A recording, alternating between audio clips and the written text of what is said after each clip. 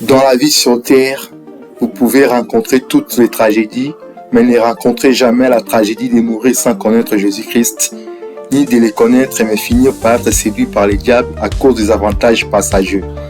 Je ne souhaite à personne de vivre sans Jésus-Christ, ni dans le temps présent, ni dans l'éternité, parce qu'il est le seul sauveur de l'humanité et le seul bonheur véritable, comme la Bible dit, car Dieu a tant aimé le monde qu'il a donné son Fils unique Jésus-Christ, afin qu'il quiconque croit en lui ne périsse point, mais qu'il ait la vie éternelle. Jean 3, 16. En Jésus-Christ, nous avons tout ce que le destin ne nous a pas donné. Il est le père des orphelins, le mari de veuves, la guérison des malades, la richesse inépuisable de toute personne qui se confie en lui. C'est pourquoi la Bible dit, nous avons tout pleinement en Jésus. Colossiens 2, 10. Pour décortiquer notre thème, la tragédie de ne pas connaître Jésus-Christ ou de mourir sans connaître Jésus-Christ, les mots tragédie, selon le dictionnaire, c'est un événement qui cause le malheur, la perte ou la destruction. Et dans la vie de l'homme, ne pas connaître son Créateur Jésus-Christ, c'est la pire des tragédies. Connaître Jésus-Christ, qu'est-ce que ça veut dire exactement? Selon le sens biblique, c'est avoir une relation personnelle ou une intimité avec Jésus-Christ. Il y a des gens qui connaissent Jésus de nom et utilisent son nom pour chasser des démons et faire des miracles, mais Jésus ne le connaît pas. Il y a des gens qui connaissent Jésus de la bouche, mais leur cœur est éloigné de lui. Ils sont remplis de convoitises du monde. Et il y en a d'autres qui connaissent Jésus dans le cœur et lui ont cédé le trône de leur cœur et le volant de leur vie en telle sorte qu'ils ne sauront vivre sans Jésus-Christ. Ils perdent la paix et la joie de vivre lorsqu'ils transgressent la loi de Dieu. De quelle catégorie faites-vous partie?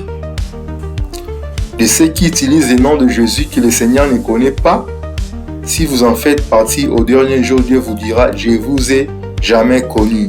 Retirez-vous de moi, vous qui commettez l'iniquité. Matthieu 7, 23. Ou de ceux qui font réellement la volonté du Père. À cela, le Seigneur dira, c'est bien, bon et fidèle serviteur, tu as été fidèle en peu de choses, je te confierai beaucoup. Voilà la phrase la plus merveilleuse que tout le monde doit désirer écouter un jour de la part de son Créateur. Voici 5 raisons pour lesquelles le diable aveugle certaines personnes pour ne pas connaître Jésus-Christ. 1. Le diable veut le perdre. Il sait que seul Jésus sauve. Il sait que seul le nom de Jésus est au-dessus de tout. C'est pourquoi il a inventé des idoles pour le perdre. 2. Le diable veut le détruire. Pour détruire un homme, on doit l'amener loin du Dieu vivant, Jésus le seul abri de l'homme. 3. Le diable est jaloux de notre éternité en Christ. Il ne voudra pas que nous connaissions Jésus-Christ ou que nous restions en communion avec lui jusqu'au bout, car il sait que le ciel est merveilleux. 4. Le diable ne veut pas que nous vivions de grandes et merveilleuses choses que Dieu a prévues pour nous avant notre venue sur terre. Il veut que nous menions une vie malheureuse. 5. Le diable voudra que nous les ressemblions. Comme il a perdu sa relation avec Dieu, il souhaite aussi que l'homme ne connaisse pas Dieu pour que l'homme soit aussi rejeté par Dieu comme lui. Bien-aimés, pour toutes ces raisons, vous devez refuser les mensonges du diable qu'il y ait un autre Dieu qui sauve en dehors de Jésus-Christ.